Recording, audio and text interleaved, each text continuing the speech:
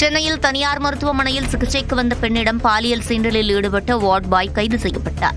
செங்குன்றத்தைச் சேர்ந்த பெண்மணி உடல்நலக்குறைவால் பாடியநல்லூரில் உள்ள வெங்கடேஸ்வரா மருத்துவமனையில் அனுமதிக்கப்பட்டார். அவருக்கு சிடி ஸ்கேன் எடுக்கும்போது வார்ட் பாய் அத்துமீறலில் ஈடுபட்டதாக தெரிகிறது. இதுகுறித்து மருத்துவமனை நிர்வாகத்திற்கு தகவல் அளித்தும் நடவடிக்கை எடுக்கவில்லை என்று குற்றச்சாட்டு எழுந்துள்ளது. தூத்துக்குடியில் தக்காளி குடோனில் ஏற்பட்ட தீ விபத்தில் 50 லட்சம் ரூபாய் மதிப்பிலான பொருட்கள் தீயில் எரிந்து சேதமடைந்தன.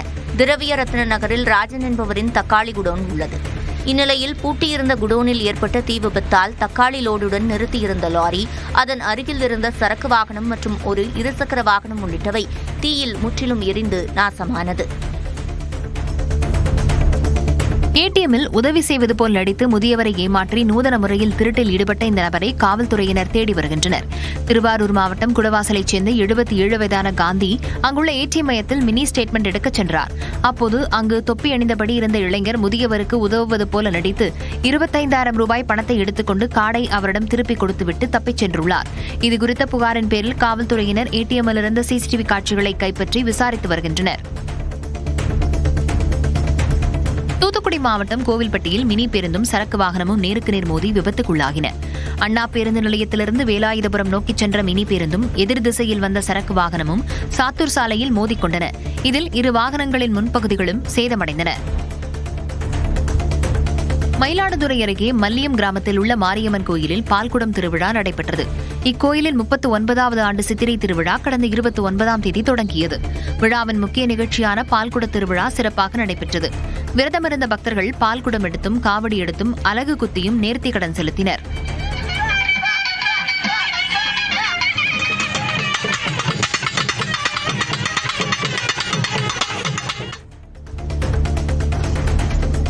சிவகங்கை மாவட்டம் காரைக்குடி முத்தாலம்மன் கோயிலில் கத்தி போடும் நிகழ்ச்சி வெகு விமர்சையாக நடைபெற்றது. சென்னையில் உள்ள ராமலிங்க சௌடேஸ்வரி அம்மன் கோயிலில் 101ஆம் ஆண்டு பொங்கல் திருவிழா கடந்த வாரம் காப்பு கட்டுதலுடன் தொடங்கியது. இதில் காப்பு கட்டி விரதமிருந்த மக்கள் பால்குடம் காவடி எடுத்து அம்மனுக்கு நேர்த்திக்கடன் செலுத்தினர். மேலும் பெரியவர்கள் முதல் சிறியவர்கள் வரை பலரும் உடலில் சந்தனம் பூசிக்கொண்டு மார்பிலும் கைகளிலும் கத்தி போட்டு வேண்டுதலை நிறைவேற்றிக் கொண்டனர்.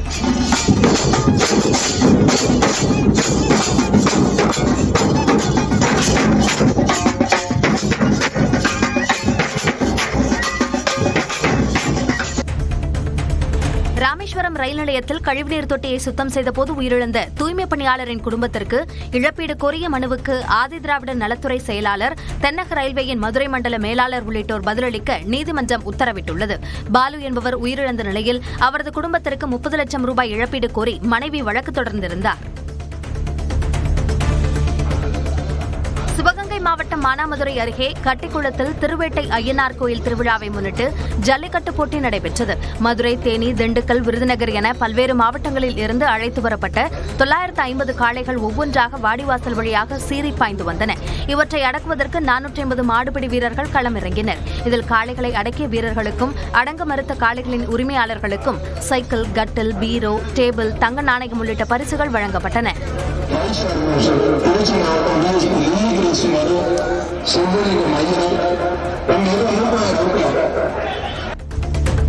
கோடை விடுமுறையை கழிக்க தஞ்சாவூர் மாவட்டம் கல்லணையில் ஏராளமான சுற்றுலாப் பயணிகள் குடும்பத்துடன் குவிந்தனர். கரிகாலன் மணிமண்டபத்தை சுற்றி பார்த்து வியந்த சிறுவர்கள் பூங்காவில் விளையாடி மகிழ்ந்தனர். நீச்சல் குளத்தில் குளித்து படகு சவாரி செய்தும் சுற்றுலாப் பயணிகள் உற்சாகமடைந்தனர். கரிகாலன் சிலை முன்பு நின்று செல்ஃபி மற்றும் குழு புகைப்படமும் எடுத்துக் கொண்டனர். கோயம்புத்தூர் மாவட்டம் ஆலந்துறை அடுத்த நல்லூர் வயல் பகுதியில் இரவில் புகுந்த ஒற்றை யானையால் பொதுமக்கள் அச்சமடைந்தனர். தோப்பு குடியிருப்பு பகுதிகள் வழியே சென்ற யானை மாட்டு கொட்டகைக்குள் புகுந்ததால் மாடுகள் அலறிய நிலையில் யானையை விரட்ட பொதுமக்கள் முயன்றனர். பின்னர் யானை வனப்பகுதிக்குள் சென்றது. இந்நிலையில் அவ்வப்போது ஊருக்குள் வரும் யானையை அடர்ந்த வனப்பகுதிக்குள் விரட்ட வனத்துறைக்கு பொதுமக்கள் கோரிக்கை விடுத்துள்ளனர்.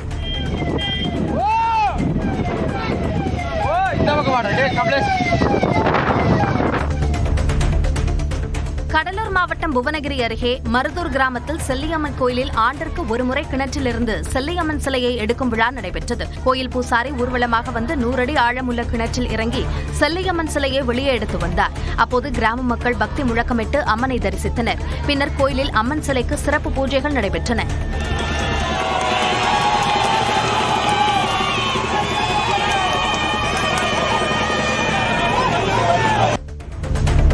கிருஷ்ணகிரி நகரில் நகரில் சாலை ஓரத்தில் கொட்டப்படும் பிளாஸ்டிக் கழிவுகளை உண்டு பசுமாடுகள் பாதிப்பிற்குள்ளாகின்றன. கிருஷ்ணகிரி நகராட்சியில் சாலை ஓரங்களில் நாள்தோறும் டன் கணக்கில் குப்பைகள் கொட்டப்படுகின்றன. இந்த கழிவுகளை நகராட்சி நிர்வாகம் முறையாக அகற்றுவதில்லை என குற்றம் சாட்டப்படும் நிலையில் பொதுமக்கள் பல்வேறு இன்னல்களை எதிர்கொள்கின்றனர். இந்நிலையில் உணவு கழிவுகளுக்கிடையே உள்ள பிளாஸ்டிக் கழிவுகளையும் மாடுகள் உண்கின்றன. பிளாஸ்டிக் கழிவுகளை முறையாக சேகரித்து தரம் பிரித்து அகற்ற வேண்டும் என்று நகராட்சி நிர்வாகத்திற்கு சமூக ஆர்வலர்கள் கோரிக்கை விடுத்துள்ளனர். சென்னை எண்ணூர் பகுதியில் காவலர் தாக்கியதாக கூறி கண்டெய்னர் லாரியை ஓட்டுநர் சாலை நடுவே நிறுத்தியதால் போக்குவரத்து நெரிசல் ஏற்பட்டது. எல்லையம்மன் கோயில் தெரு பகுதியில் லாரி யூட்டன் எடுத்ததால் அங்கிருந்த போக்குவரத்து உதவி ஆய்வாளர் லாரியில் ஏறி ஓட்டுநரை தாக்கியதாக கூறப்படுகிறது. வாயில் காயம் ஏற்பட்டதால் ஆத்திரமடைந்த ஓட்டுநர் லாரியை வழியில் நிறுத்திவிட்டு வாக்குவாதம் செய்ததால் பரபரப்பு ஏற்பட்டது. சிவகங்கையில் 13 வயது சிறுமியை பாலியல் வன்கொடுமை செய்த முன்னாள் கருவூல அதிகாரிக்கு 10 ஆண்டுகள் சிறை தண்டனை விதிக்கப்பட்டது. 2018இல் சிவகங்கை அரசு ஊழியர் குடியிருப்பில் வைத்து 13 வயது சிறுமியை பாலியல் வன்கொடுமை செய்ததாக ராஜ்குமார் மீது வழக்கு பதியப்பட்டது.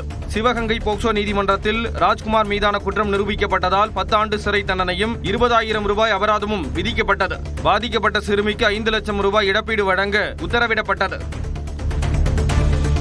திருப்பூர் மாவட்டம் பல்லடம் அருகே இருசக்கர வாகனத்தில் சென்ற நபர் எதிரே வந்த கார் மோதி தூக்கி வீசப்பட்ட சிசிடிவி காட்சி நெஞ்சை பதற செய்கிறது.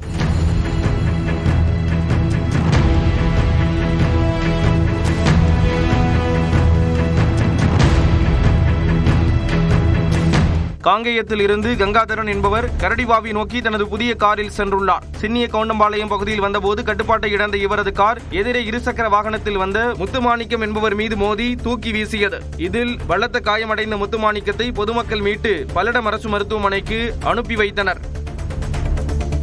கன்னியாகுமரி மாவட்டம் மார்த்தாண்டத்தில் இரும்பு மேம்பாலத்தில் 7 ஆண்டுகளுக்கு பின் சாலையை சீரமைக்கும் பணிகள் தொடங்கியுள்ளன. இதனால் மார்த்தாண்டம் மேம்பாலம் 1 வாரத்திற்கு மூடப்படும் என தெரிவிக்கப்பட்டுள்ளது. பேருந்துகள் உள்ளிட்ட அனைத்து வாகனங்களும் மேம்பாலத்தின் கீழ் உள்ள சாலையை பயன்படுத்த வேண்டும் என்றும், குடித்துறையிலிருந்து நாகர்கோவில் செல்லும் கனரக வாகனங்கள் தபால் நிலையம் சந்திப்பு கழுவந்திட்டை மேல்புறம் வழித்தடத்தை பயன்படுத்த வேண்டும் என்றும் அறிவுறுத்தப்பட்டுள்ளது. கோயம்புத்தூர் மாவட்டம் வால்பாறையில் கரடி தாக்கி காயமடைந்த இருவருக்கு வனத்துறை சார்பில் நிவாரண நிதி வழங்கப்பட்டுள்ளது. கருமுட்டி பகுதியில் வசிக்கும் சிவமுத்து, தங்கம்மாள் ஆகியோர் சாலை ஓரம் நடந்து சென்றபோது அவர்களை கரடி தாக்கியது.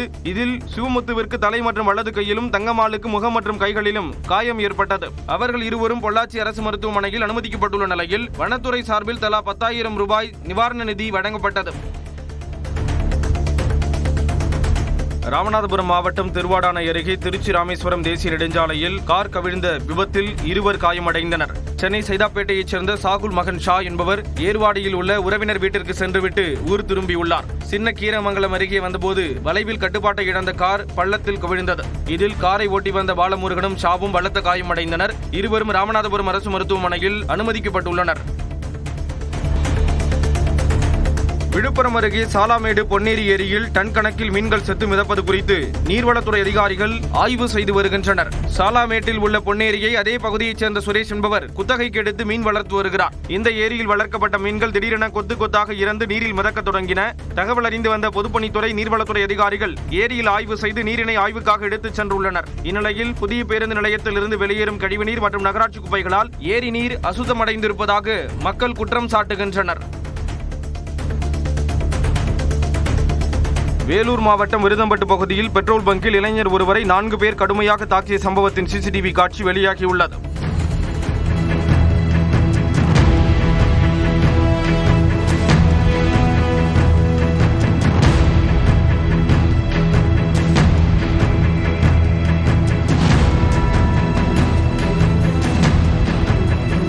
இரவில் பெட்ரோல் நிரப்பச் சென்ற டிகேபுரம் பகுதியைச் சேர்ந்த ஜீவரத்னம் பங்கு ஊழியரிடம் சிலர் வாக்குவாதம் செய்ததை தட்டி கேட்டுள்ளார். இதனால் ஆத்திரமடைந்த அந்த இளைஞர்கள் ஜீவரத்னத்தை சூழ்ந்து கொண்டு கடுமையாக தாக்கியதில் அவர் காயமடைந்தார். சென்னை புதுவண்ணாரப்பேட்டையில் திருமண வரவேற்பு நிகழ்ச்சியில் நடனமாடிய 26 வயது இளைஞர் மயங்கி விழுந்து உயிரிழந்தது சோகத்தை ஏற்படுத்தியுள்ளது. தண்டையார்பேட்டையில் உள்ள திருமண மண்டபத்தில் நடந்த தனது நண்பரின் திருமண வரவேற்பு நிகழ்ச்சியில் புதுவண்ணாரப்பேட்டையைச் சேர்ந்த சுபாஷ் சந்திரபோஸ் என்பவர் நடனமாடியுள்ளார். அப்போது திடீரென மயங்கி விழுந்த அவரை சக நண்பர்கள் மருத்துவமனைக்கு அழைத்துச் சென்றனர். அங்கு சுபாஷ் சந்திரபோஸை பரிசோதனை செய்த மருத்துவர்கள் அவர் ஏற்கனவே இறந்துவிட்டதாக கூறியுள்ளனர். ராணிப்பேட்டை மாவட்டம் அரக்கோணத்தில் நள்ளிரவில் கொள்ளையர்கள் வீட்டிற்கு வீடு தாவிய சிசிடிவி காட்சிகள் வெளியாகியுள்ளன. பழனிப்பேட்டையில் 5வது தெருவில் வசிக்கும் கடற்படையில் பணிபுரியும் குமார் என்பவரின் வீட்டில் கொள்ளையர்கள் புகுந்து பொருட்களை திருடியிருக்கின்றனர். இது தொடர்பாக சிசிடிவி காட்சிகளை ஆராய்ந்தபோது கொள்ளையர்கள் இருசக்கர வாகனத்தில் உலா வந்ததும் வீடுகளுக்குள் தாவிச் சென்று நோட்டமிட்டதும் பதிவாகியுள்ளது. கொள்ளையர்கள் குறித்து காவல்துறையினர் விசாரணை நடத்தி வருகின்றனர். தஞ்சை மாவட்டம் திருப்பனந்தாள் அருகே சிறுகுடி கிராமத்தில் அடிப்படை வசதிகளை செய்து தரக்கோரி பொதுமக்கள் கோரிக்கை விடுத்துள்ளனர். முற்றிலும் பழுதான சாலைகள், குடிநீர் இல்லாத தொட்டிகள், பழுதடைந்த மின்கம்பங்கள் என அடிப்படை வசதிகள் அரைகுறையாக இருப்பதாக வேதனை தெரிவித்துள்ளனர். குடிநீர், கழிவுநீர் கால்வாய் வசதிகளை ஏற்படுத்தவும், மின்சாரம், சாலை வசதிகளை மேம்படுத்தவும் கிராம மக்கள் வலியுறுத்தியுள்ளனர். பெரம்பலூரில் பட்டப்பகலில் பெண்ணிடம் 50,000 ரூபாய் கொள்ளையடிக்கப்பட்டது பரபரப்பை ஏற்படுத்தியது. நெய்க்குப்பை கிராமத்தைச் சேர்ந்த நல்லம்மாள் வெங்கடேசபுரம் பகுதியில் உள்ள தனியார் வங்கியிலிருந்து தனது சேமிப்பு பணம் 50,000 ரூபாயை எடுத்து கட்டைப்பையில் வைத்து பேருந்து நிலையத்திற்கு வந்துள்ளார். இதனை நோட்டமிட்ட திருடன் பையின் அடியில் பிளேடால் கிழித்து பணத்தை கொள்ளையடித்திருக்கிறார். புகாரின் பேரில் காவல்துறையினர் விசாரணை மேற்கொண்டுள்ளனர்.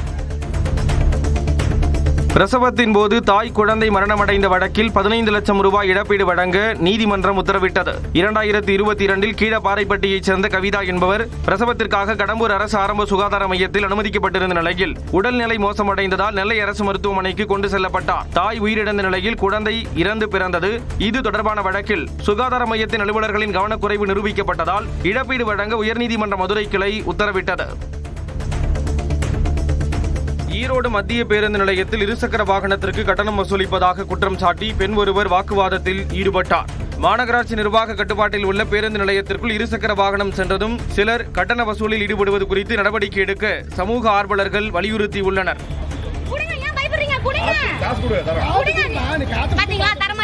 நேற்று இங்க வந்து டோக்கன் வாங்கியிருக்காங்கன்னா நைட்டு 12:30 வரை கோயம்புத்தூர் போயிட்டு ஃபர்ஸ்ட் டிக்கெட் கூட என்கிட்ட இருக்கு. வண்டி பட்டுக்கு தனியா இருக்கு. என்ன சொல்லுங்க, இருசக்கர வாகனம்னா ஒண்ணு போர்டு வச்சிருக்கணும், இல்ல இவங்க யாராவது நிக்கணும், யாருமே இல்ல. இப்ப சொல்றேன். புதுக்கோட்டை மாவட்டம் புதுப்பட்டி உடையபிராட்டியம்மன் கோயில் மாம்பழ தேரோட்டம் விமர்சையாக நடைபெற்றது. அம்பாள் எழுந்தருளிய தேரினை பக்தர்கள் வடம்பிடித்து இழுத்து 4 ரத வீதிகளில் வலம் வந்தனர். தேர் வலம் வந்த வீதிகளின் மாடங்களிலிருந்து கொடையாளர்களால் பக்தர்களை நோக்கி மாங்கனிகள் வீசப்பட்டது. அதனை பக்தர்கள் அம்மனின் பிரசாதமாக எண்ணி பெற்றுச் சென்றனர்.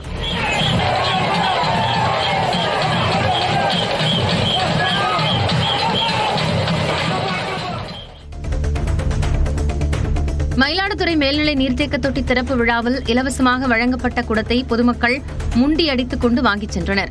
மயிலாடுதுறை நகராட்சிக்குட்பட்ட 21வது வார்டில் 56 லட்சம் ரூபாய் மதிப்பில் நீர்த்தேக்க தொட்டி கட்டப்பட்டது. இதனை முன்னாள் MP ராமலிங்கம், தருமபுரம் ஆதீனம் ஆகியோர் திறந்து வைத்தனர்.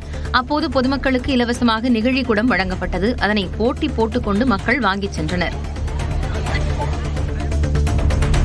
திருப்பூர் நெருப்பெரிச்சல் பகுதியில் உள்ள பாறைக்குடியில் குப்பை கொட்ட வந்த லாரியை பொதுமக்கள் சிறைபிடித்தனர். பாறைக்குடியில் 3 மாதங்களாக மாநகராட்சி பகுதியில் சேரும் குப்பைகள் கொட்டப்படுவதாக கூறப்படுகிறது. 2 நாட்கள் மழை பெய்ததை தொடர்ந்து அப்பகுதியில் கடும் துர்நாற்றம் வீசியதால் பாறைக்குடியில் குப்பை கொட்ட குடியிருப்பு வாசிகள் எதிர்ப்பு தெரிவித்துள்ளனர். லாரியை சிறைபிடித்ததால் அங்கு விரைந்த மாநகராட்சி அலுவலர்கள் பாறைக்குடியில் இனி குப்பை கொட்டப்பட மாட்டாது என கூறி அப்பகுதியை சுத்தப்படுத்தினர்.